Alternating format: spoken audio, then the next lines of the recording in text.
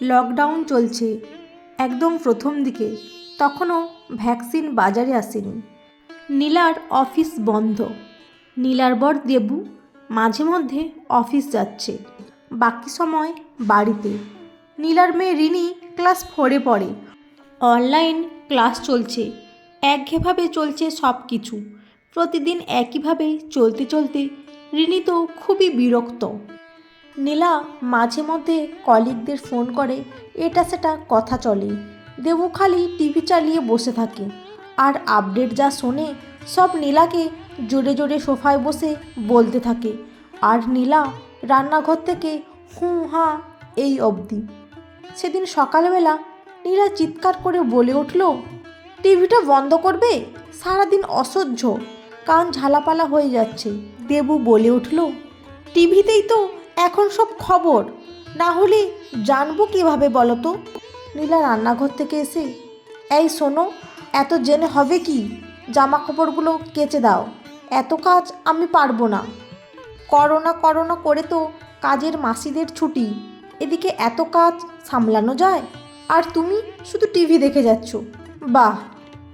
দেবু, মানেটা কি? বাজারটা তো আমি করলাম নাকি? নীলা, হ্যাঁ, আমায় উদ্ধার করলে, যেন সব কি আমি একা খাবো নাকি?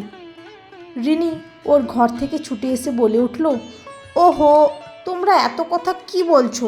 আমার অনলাইন ক্লাস শুরু হবে এবার, অসুবিধা হবে তো। ওহ। নীলা দেবুর দিকে তাকিয়ে বলে উঠল, শোনো, ওদের স্কুল থেকে গাদা গাদা কাজ দিচ্ছে। গত সপ্তাহে আমি সব করিয়েছি, এবার তুমি করাবে, বুঝতে পেরেছো? দেবু মাথা নাড়ল। টিভির রিমোটটা নীলা নিয়ে টিভি বন্ধ করে দিয়ে চলে গেল। দেবু দীর্ঘশ্বাস ফেলল। দেবুর ফোনটা বেজে উঠল। দেবু ফোন নিয়ে কথা বলতে বলতে সোফা থেকে উঠে বারান্দায় দাঁড়ালো। কয়েকদিন পরে নীলা খেয়াল করছে দেবু ভীষণ চিন্তায় আছে।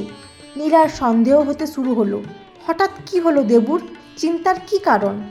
সন্ধেবেলা চা নিয়ে দেবুকে দিতে যাবে, তখন দেবু গম্ভীর গলায় বলল, শোনো নীলা, তুমি রিনিকে নিয়ে কটা দিন ওই বাড়িতে যাও, বুঝলে? ওই বাড়ি মানে দেবুর বাবা মারা যে বাড়িতে থাকে, ওটা শহর থেকে বেশ ভেতরে। দেবু পরে নীলা আর রিনিকে নিয়ে নতুন বাড়ি করেছিল রাস্তার কাছে।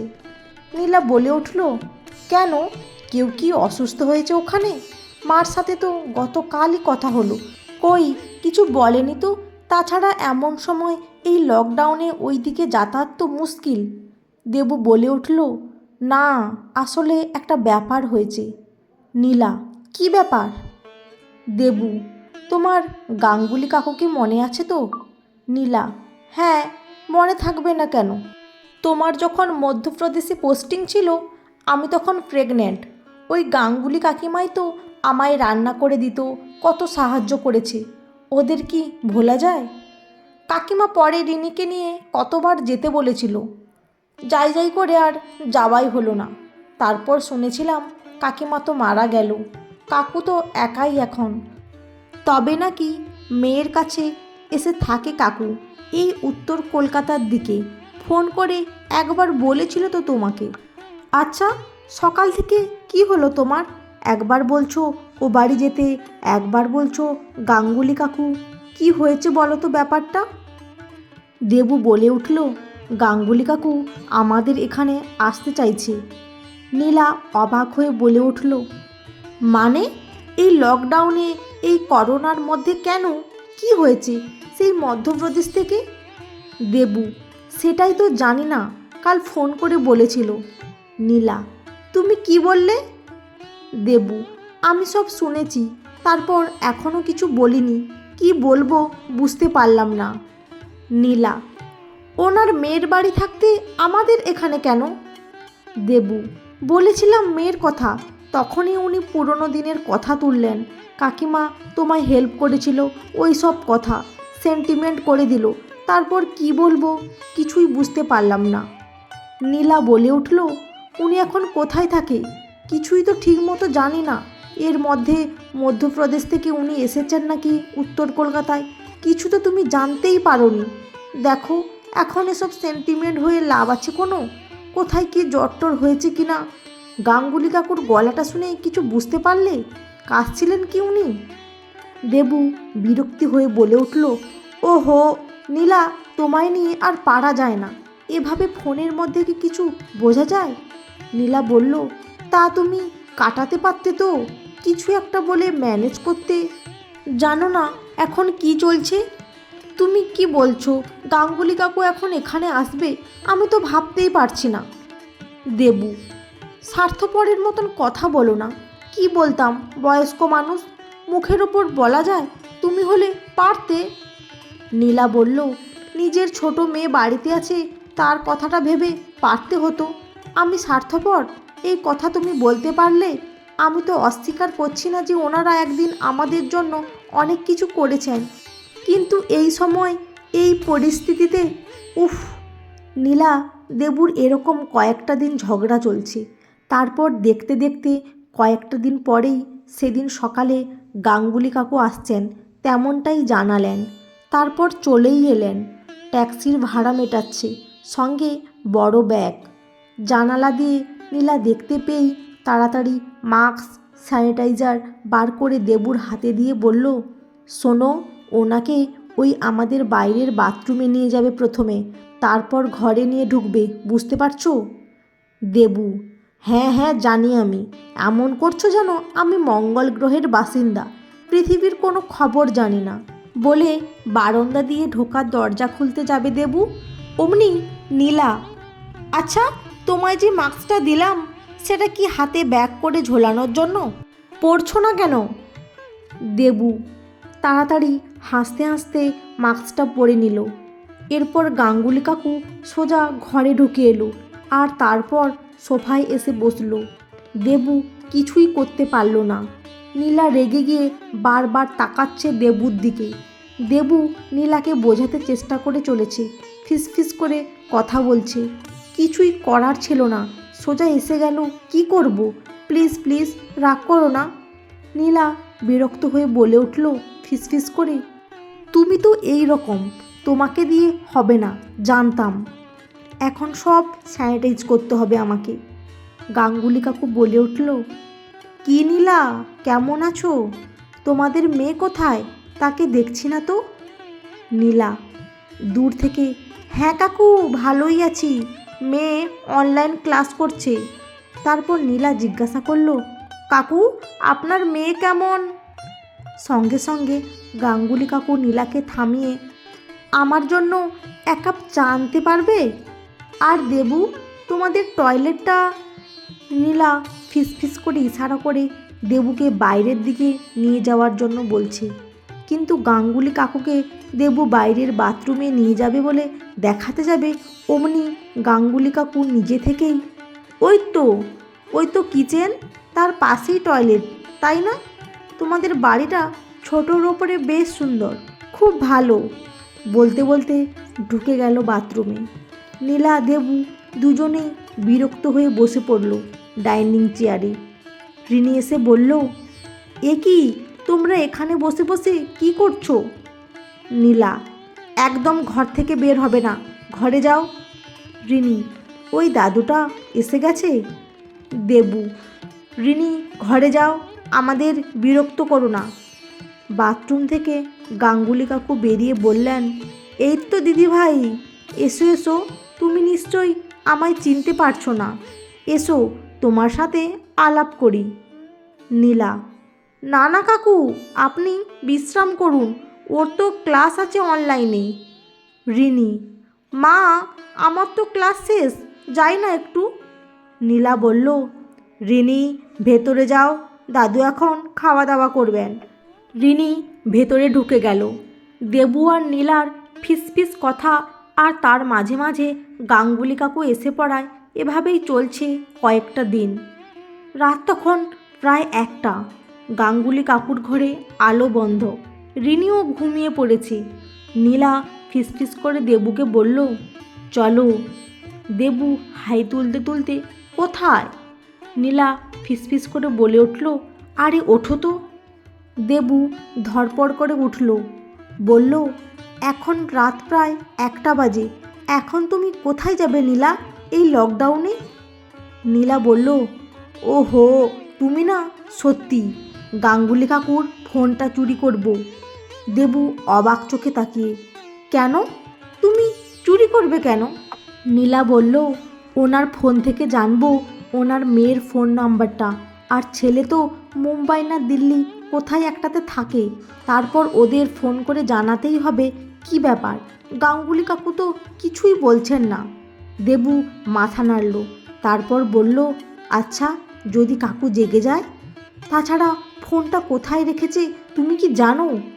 নীলা বলে উঠল, হ্যাঁ রে বাবা, হ্যাঁ, ওই তো বালিশের পাশে আছে, আমি জল দিতে গিয়ে দেখে এসেছি। দেবু, আচ্ছা চলো। দুজনে বেরিয়ে পড়ল গাঙ্গুলি কাকুর ফোন চুরি করতে। একবার হালকা জেগে গেছিল কাকু, তারপর আবার ঘুমিয়ে পড়েছে। তখনই নীলা ফোনটা নিয়ে বেরিয়ে এলো। ফোনটা নিয়ে মেয়ের নাম্বারটা খুঁজছে। দেবু বলল, ওনার ছেলের নাম তো সুধীর, তুমি এন দিয়ে কি খুঁজছো?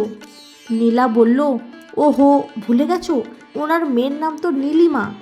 দেবু, হ্যাঁ তাই তো। দুটো নাম্বার লিখে নিল, তারপর জায়গা মতো ফোনটা রাখার পালা।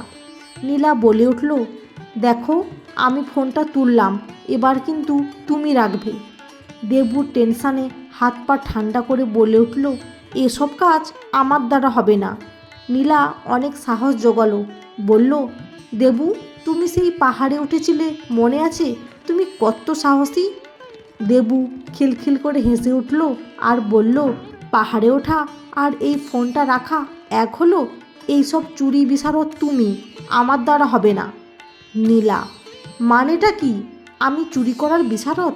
এরপর মাঝরাতে দুজনের ফিসফিস করে ঝগড়া চলছে। তারপর শেষমেশ দেবু যাচ্ছে আর নীলা পিছু নিল। দেবু এত নার্ভাস যে পাপোসে পা ঠোক্কর লাগিয়ে পড়ে গেল। মোবাইলটা হাত ফসকে মেঝেতে ঠিকরে বিছানার পাশে টেবিলের নিচে। গাঙ্গুলি কাকু উঠে পড়ল আর চোর চোর বলে চেঁচামেচি শুরু করে দিল। নীলা শেষে পুরোটা সামলাতে এলো আর কাকুকে শুয়ে পড়তে বলল। গাঙ্গুলি কাকু বলে উঠল, এত রাতে তোমরা এখানে কি করছো? নীলা আবার সামলাতে গিয়ে এক মিথ্যে বলল, আসলে কাকু, আমার মাথা ব্যথা করছে ভীষণ। তখন দেবু বলল, হ্যাঁ ঠিকই তো, তাই তো এই ঘরে বামটা নিতে এসেছিলাম আমি, আপনি ঘুমোচ্ছেন তো তাই বিরক্ত করতে চাইনি। বলেই দুজন ঘরে চলে গেল। একদিন পর নীলা ঠিক করলো এবার ফোন করবে নাম্বারগুলোতে। সকালবেলা তখন ঘুম থেকে কেউ ওঠেনি। গাঙ্গুলি কাকু ভীষণ রকমভাবে নীলার দিকে নজর রাখে, বিভিন্ন প্রশ্ন করে ওই দিন রাতের ঘটনার পর, তাই আর নীলার ফোন করাই হয়নি। আজ ঠিক করলো যে ফোনটা করেই ছাড়বে নীলা।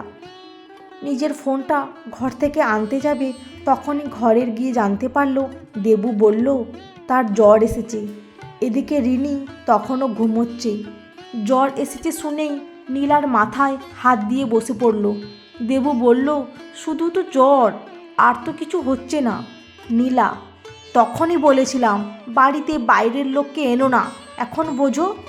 দেবু বলল, আচ্ছা, গাঙ্গুলি কাকু তো সুস্থ। নীলা বলল, দিনরাত তো এত টিভি দেখো, আর এটা দেখো না, সিমটম ছাড়াও হচ্ছে ব্যাপারটা। দেবু নীলার হাত ধরে, কি হবে নীলা, তুমি কি বলছো? একদম আমাকে ছোবে না, এই নাও মাস্ক পরো। রিনিকে ঘুম থেকে টেনে তুলে বলল, রিনি, চিলেকোঠার ঘরে চলে যাও তোমার বই খাতা নিয়ে। রিনি, কেন মা, আমার ভীষণ ঘুম পাচ্ছে। নীলা আবার জোরে বলল। রিনি বাবার কাছে যাবে, তখন রিনিকে নীলা যেতে দিল না।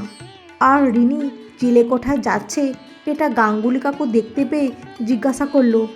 রিনি বলল, বাবার জ্বর দাদু, তাই আমি চিলেকোঠায় যাচ্ছি। ভীষণ টেনশানের আবহাওয়া তৈরি হলো।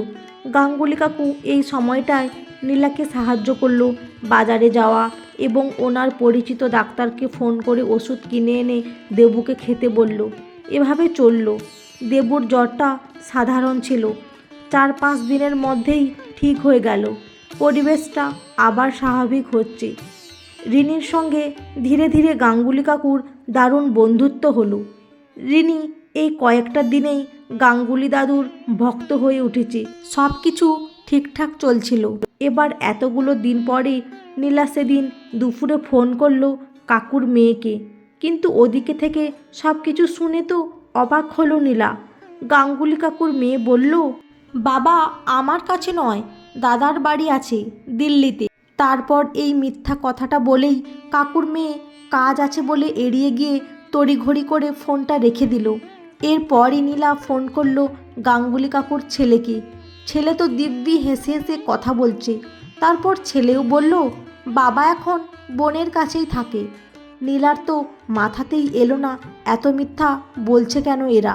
নীলা দেবুকে সব কিছু জানালো, আর ওরা নিজেদের মধ্যে আলোচনা করছিল এই ধরনের কথা গাঙ্গুলি কাকুর ছেলে মেয়ে কেন বলল। সেই আলোচনাটা গাঙ্গুলি কাকু শুনে ফেলল। গাঙ্গুলি কাকু নীলাদের ঘরে এলো। নীলা দেবু দুজনেই চিন্তায় পড়ল। গাঙ্গুলি কাকু কি সবটা শুনেছেন? তাহলে কি বলবে? নীলা গাঙ্গুলি কাকুকে বলল, আমরা আসলে সত্যি খুব কৌতূহলী ছিলাম, আপনি তো কিছুই বলেননি আমাদের। কাকু গম্ভীর হয়ে আবার ঘর থেকে বেরিয়ে আসতেই, দেবু, তোমার সবটাতেই বাড়াবাড়ি। বয়স্ক মানুষ, কাকুর মুখটা দেখলে কেমন ফ্যাকাশে হয়ে গেছে। নীলা, অমনি না আমার নামে চাপালে সবটা। তোমার কোনো কৌতূহল ছিল না বুঝি? দেবু, আচ্ছা এবার চলো, কাকুর সাথে কথা বলতে হবে তো নাকি? কাকু সোফায় একা বসেছিল। নীলা কাকুর কাছে ক্ষমা চাইল, বলল, দেখুন আসলে আমাদের সত্যি খুব কৌতূহল হয়েছিল। তাছাড়া এখন এই লকডাউন চলছে, আপনি বাইরে থেকে আসবেন সেটা ঠিক মানতে পারিনি। আর আপনি তো দেবুকে কিছুই বললেননি, তাই। দেবুও বলল, কাকু প্লিজ কিছু মনে করবেন না। গাঙ্গুলি কাকু এবার বলতে শুরু করলেন, কি বলবো তোমাদের, নিজের ছেলে মেয়ের কথা বলতে ভীষণ বাজে লাগে। ওদের আমি আর নিজের সন্তান বলে মনে করি না। মধ্যপ্রদেশের বাড়ি জমি তোমরা তো জানো। নীলিমার বিয়ে দিলাম কলকাতায়, সুধীরও দিল্লি চলে গেল বৌমাকে নিয়ে। আমি আর তোমাদের কাকিমা ওখানে একা একা। কতবার ওদের আসতে বলতাম, ওরা কাজের ব্যস্ততা দেখাতো আর খালি সম্পত্তি ওদের নামে লিখে দিতে বলতো। বারবার এই নিয়ে ফোনে কথা কাটাকাটি হয়েছে। ওদের বক্তব্য আমরা ওদের জন্য কিছুই করিনি, অতএব এখন সম্পত্তি টাকা ওদের দিয়ে আমি কোনো বৃদ্ধাশ্রমে থাকি, এটাই ওদের ইচ্ছে। এত স্বার্থপর নিজের ছেলে মেয়ে হতে পারে ভাবিনি কোনো দিন।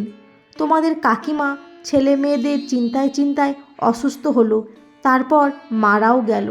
তারপরও সেই একই কথা ওদের, আমি যেন সমস্ত সম্পত্তি ওদের নামে লিখে দিয়ে বৃদ্ধাশ্রমে চলে যাই। নীলিমার ছেলের জন্মদিনে আমায় ডেকেছিল, কিন্তু এখানে এসে তারপর এরকম পরিস্থিতিতে আমি আর মধ্যপ্রদেশ ফিরতে পারিনি। আর নীলিমা আমায় এই সুযোগে চাইছিল সম্পত্তি লিখিয়ে নিতে। আমি বুঝতে পেরে এখানে আসার জন্য দেবুকে বলি, ভাবলাম যদি তোমরা আমায় আশ্রয় দাও। একদিন তোমাদের কাকিমা নীলাকে মেয়ের মতন দেখেছিল, তাই ভেবেই আমি। বলতে বলতে কাকু কেঁদে ফেললেন। চোখের জল মুছতে মুছতে অসহায়ের মতন গাঙ্গুলি কাকু তাকিয়েছেন নীলা দেবুর দিকে। আর ওরাও সব ভাষা হারিয়ে ফেলেছে। ওরাও ভাবতে পারেনি নীলিমা সুধীর এতটা খারাপ হতে পারে। দেবু বলে উঠল, আপনি যতদিন ইচ্ছা থাকুন এখানে, কোনো অসুবিধা নেই। এত কিছু হয়েছে কখনো আগে বলেননি তো কাকু। কাকিমার মৃত্যুর খবরটা বলেছিলেন, কিন্তু এত কিছু চলছে এসব কথা জানাননি। নীলা বলল, অজান্তেই আপনাকে কষ্ট দিলাম। তবে নীলিমা সুধীর এত বদলে গেছে, আমি যখন দেখেছিলাম তখন তো কোনো খারাপ আচরণ দেখিনি। বেশ ভালো ছিল তো ওরা, কত সুখী পরিবার মনে হতো আপনাদের। কাকু বলে উঠল, স্বার্থপর হয়ে উঠেছে ওদের কাছে আমি এখন বাতিল, শুধু টাকাটাই বড়। দেবু, সে তো বুঝতেই পারছি, নইলে আপনি কোথায় কিভাবে আছেন সে খোঁজটুকু নেবার প্রয়োজন করছে না ওরা। আমি তো অবাক হচ্ছি, নীলাকে ফোনে দুজনেই মিথ্যা বলল, খুব খারাপ লাগছে। দেখতে দেখতে কেটে যায় আরও কয়েকদিন। লকডাউন বাড়তে থাকে। এরপর পুজো এলো। রিনি খুব মন খারাপ। কাকু রিনিকে বলল, দিদিভাই চলো আমরা বরং এবার পুজোটা ঘরেই সেলিব্রেট করি, ঘরটা সুন্দর করে ডেকোরেট করি। রিনির সাথে খুবই বন্ধুত্ব হয়েছে গাঙ্গুলি কাকুর। নীলা দেবুর কাকুকে নিয়ে বেশ মজায় কাটছিল সময়টা। এরপর বছর ঘুরতে চলেছে, লকডাউন অনেকটাই শিথিল হয়েছে। এই সময় কাকু ফিরে গেল মধ্যপ্রদেশ, আর নীলা দেবু এখন নিয়ম করে ওনার খোঁজ নেন। কিন্তু নীলিমা বা সুধীরের সাথে কোনো যোগাযোগ নেই। সেদিন হলো কি, কাকুর হঠাৎ বুকে ব্যথা শুরু হয়ে গেল। কাকুর যিনি রান্না করেন, ইদানিং ওই মেয়েটির নাম লোপা, কাকুকে ঘরে এনে বসালো। বারবার বলল, अच्छा आपके लड़का को फ़ोन कीजिए ना, कौन सी डॉक्टर के पास जाना चाहिए। গাঙ্গুলি কাকু সেভাবে কথাই বলতে পারছেন না। লোপা শেষে কাকুর মোবাইল থেকে দেবুকে ফোন করলো। ওপাশ থেকে দেবু ফোনটা ধরল। লোপা সব কথা জানালো। দেবু বলল, তোমার পরিচিত কাউকে সঙ্গে করে নিয়ে ওনাকে হসপিটালে ভর্তি করো, আমরা তাড়াতাড়ি পৌঁছানোর চেষ্টা করছি। আর ডক্টরের সাথে আমার ফোনে কথা বলিয়ে দিও।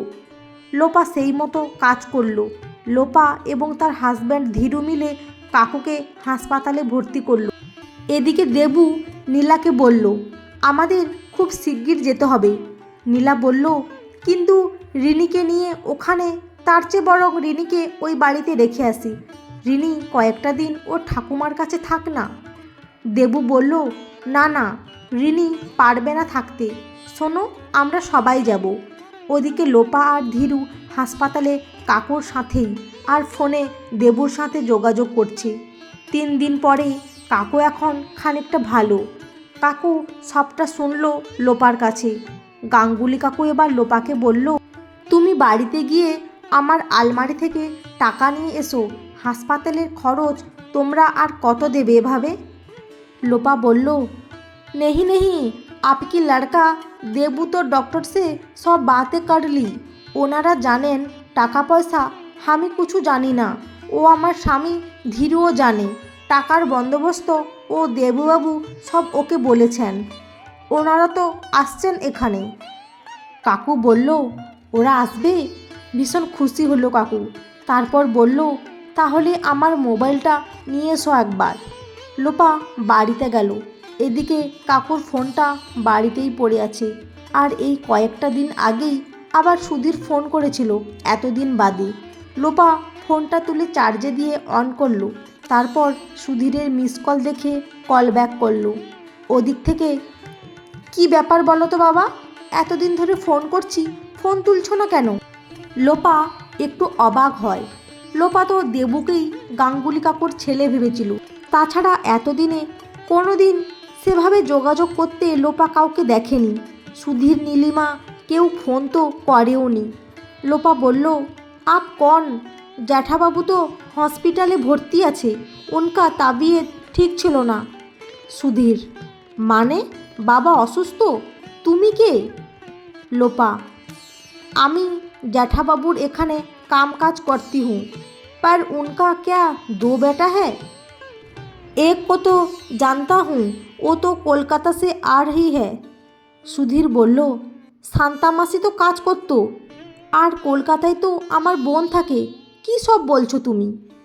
লোপা, এসব আমি কিছু জানি না, আমি ফোন রাখছি, এখন জ্যাঠাবাবুর কাছে যেতে হবে, উনকা তাবিয়ত ঠিক হলে উনসে पूछ लेना।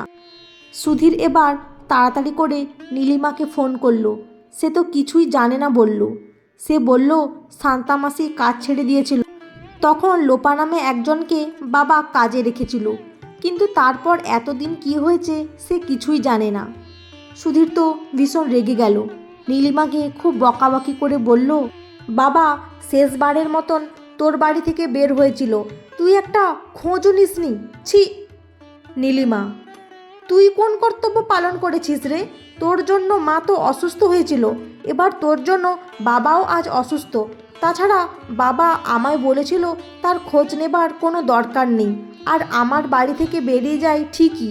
আমি আমাদের মধ্যপ্রদেশের পাশের বাড়িতে যে মেঠুরা থাকতো ওই কাকিমার কাছে জেনেছিলাম বাবা নাকি অনেক দিন পর মধ্যপ্রদেশে ফিরে এসেছিল, তাই আর চিন্তা করিনি। সুধীর: কি অদ্ভুত কথা, বাবা তোর বাড়ি থেকে রেগে বেরিয়ে গেছিল আর তুই বাবার খোঁজ নিলি না? গোটা লকডাউন বাবা কোথায় ছিল সেটা আর মিঠুদের ফোন করছিস? তোর বুদ্ধি হাস্যকর একেবারে। এতদিনে বাবাকে একটা ফোন করতে পারতিস তো। নীলিমা: তুই কি করছিলিস? বাবা কি আমার একার দায়িত্ব নাকি, তোর নয়? দুজনের মধ্যে ভীষণ ঝগড়া চলতে থাকে। তারপর দুজনেই মধ্যপ্রদেশ আসবার সিদ্ধান্ত নেয়। এদিকে নীলা, দেবু দুজনেই রিনিকে নিয়ে চলে আসে। কাকু হসপিটাল থেকে বাড়িতে আসে। নীলা কাকুর সেবা করতে শুরু করে। বেশ খুশিতে ছিল গাঙ্গুলি কাকু। রিনিকে পেয়ে খুব খুশি। রিনি বলে, দাদু এই বাড়িটা খুব সুন্দর, কি সুন্দর ফুলের বাগান এখানে। আমি তো এখানে সব স্কুলের ছুটিতে আসব। গাঙ্গুলি কাকু: হ্যাঁ দিদি ভাই, তুমি আসবে। নীলা বলল, কিন্তু কাকু আপনি এই একা একা এখানে, আমাদের ভীষণ চিন্তা হচ্ছে। হঠাৎ কিছু হলে তখন তো অত দূর থেকে আসাও মুশকিল। দেবু বলল, হ্যাঁ কাকু, 24 ঘন্টা থাকার একজন লোকের বন্দোবস্ত করে তারপর আমরা যাব। কাকু: না না, চিন্তা করো না, লোপা আর ধীরু খুবই ভালো, ওরাই পারবে আমায় সাহায্য করতে। লোপা এদিকে সুধীরের সাথে ফোনের কথাটা বলতে ভুলে গিয়েছিল সবাইকে। এরপর সুধীর এসে পৌঁছলো, তারপর নীলিমাও। নীলা দেবুকে দেখে তো ওরা অবাক। দুজনেই ওদের সঙ্গে খুব খারাপ ব্যবহার করলো। বলল, আমাদের বাবাকে ভুলিয়ে নিজের করে নেবার চেষ্টা করছো আর এই সম্পত্তি দখল করার চেষ্টা করছো। তোমরাই তো সেই আগের বছর ফোন করে বাবার খোঁজ নিয়েছিলে, তখনই বুঝতে পারছিলাম কিছু একটা মতলব তো আছে তোমাদের। তীব্র কথা কাটাকাটি চলছে। দেবু বলল, দেখো তোমরা শুধু শুধু এত চেঁচামেচি করো না, কাকু খুব অসুস্থ। নীলিমা: আমাদের বাবার অসুস্থতা আমরা বুঝে নেব, তুমি বলার কে? গাঙ্গুলি কাকু বিছানা থেকে উঠে এলো। নীলা বারণ করলো, কাকু এই শরীরে যাবেন না, কিন্তু শুনল না। এলো, সোফায় এসে বসলো। বলল, তোমরা আমার বাড়ি থেকে বের হয়ে যাও। সুধীর, নীলিমা, তোমরা আর কোনো দিন এই বাড়িতে এসো না। নীলিমা: এসব তুমি কি বলছো বাবা? আমরা তোমার ছেলে মেয়ে, তোমার নিজের সন্তান, একটা বাইরের লোক তোমার কাছে আপন হলো? মানছি কয়েকটা দিন তোমার খোঁজ নিয়ে নি, তুমিও রাগ করে চলে গেলে, আমিও রাগ করে। আর তোমার কাকু কথাটা থামিয়ে, তোমরা আমার নিজের সন্তান সেটা ভাবতেই তো আমার আজকাল কষ্ট হয়। তোমরা নিজেদের স্বার্থ ছাড়া আর কি ভেবেছো? আমার কথা তো ছেড়ে দিলাম, তোমাদের মা তোমাদের জন্য যন্ত্রণা পেয়ে চলে গেলেন। এই গত বছর লকডাউনে আমি দেবুদের বাড়িতে আশ্রয় পেয়েছিলাম, তোমরা খোঁজটুকুও নাওনি আমার। আর নীলা যখন তোমাদের ফোন করলো তখন তোমরা মিথ্যে বলেছ। ছি ছি, তোমাদের আমি চাই না। নীলিমা: তুমি সেদিন আমার বাড়ি থেকে চলে গেলে, আমি তোমাকে ফোন করে ফিরতে তো বলেছিলাম, তুমি উত্তরে বললে আমাকে নিয়ে তোমার ভাবার দরকার নেই। আমি কি করতাম? সুধীর বলল, বাবা তোমার জেদটাকে সবসময় বড় করেছো তুমি, সেই একই জেদ তোমার। নীলা বলল, দেখো সুধীর, তোমরা কাকুকে বৃদ্ধাশ্রমে যাবার কথা না বলে নিজেদের কাছে রাখলে না কেন? আর নীলিমা, তোমার কাছে যখন গেল তুমিও তো এই মধ্যপ্রদেশের সম্পত্তি লিখিয়ে নিচ্ছিলে। আচ্ছা, তোমরা কি একবারও ভাবলে না কাকুর এই বাড়িতে ছোট থেকে বড় হয়েছেন, তোমাদের মা, তোমাদের ছোটবেলা সব কিছুর স্মৃতি জড়িয়ে রয়েছে এই বাড়িতে। তোমরা যদি বছরে আসো এখানে, তাহলে কাকুর কত ভালো লাগে। তোমরা একজন বৃদ্ধ মানুষের আবেগ নিয়ে এভাবে, তাছাড়া উনি তো তোমাদের বাবা, এত কষ্ট করে তোমাদের বড় করেছেন, তাকে বৃদ্ধাশ্রমে কেন যেতে বললে? কাকু বলে উঠল, আমার কোনো ছেলে মেয়ে নেই, আমি শুধু দেবুকে এখন নিজের ছেলে বলে মনে করি, তোমাদের আর দরকার নেই, চলে যাও। বলেই কাকু উত্তেজিত হয়ে উঠল। দেবু কাকুকে থামাতে গেল। নীলা বলল, দেবু তুমি কাকুকে নিয়ে ঘরে যাও। সুধীর, নীলিমা, আমি তোমাদের অনুরোধ করছি, কাকুর এই শরীরে ওনাকে এত কথা বলতে বাধ্য করো না। তোমরা কি বুঝতে পারছো না যে তোমরা কতটা অন্যায় করেছো? তোমরা তোমাদের বাবার সাথে এমন একটা আচরণ কেন করলে? শুধু সম্পত্তি পাওয়ার স্বার্থে? তোমাদের কি ঠিক ভুল বোধ হারিয়ে গেছে? এরপর সুধীর নীলিমা কাকুর কাছে ক্ষমা চাইতে গেল। বলল, বাবা, সত্যি আমরা নিজেদের স্বার্থের জন্য এতদিন এতগুলো ভুল করে ফেলেছি। তবু গাঙ্গুলি কাকু ওদের দিক থেকে মুখ ফিরিয়ে নেয়। শেষে দেবু নীলা অনেকবার বোঝায়, বলে, ওদের একটা সুযোগ দিন কাকু নিজেদের ঠিক করার। তখন গাঙ্গুলি কাকু ওদের ক্ষমা করেন। সুধীর, নীলিমা দুজনেই এরপর দেবুদের কাছেও ক্ষমা চেয়ে নেয়। ধীরে ধীরে গাঙ্গুলি কাকুর বাড়িটা আবার হাসি খুশি পরিবেশ তৈরি হতে থাকে। বন্ধুরা, আজকের গল্পটি কেমন লাগলো? যদি ভালো লেগে থাকে অবশ্যই একটি লাইক দিয়ে চ্যানেলটি সাবস্ক্রাইব করে পাশে থাকবেন। অসংখ্য ধন্যবাদ।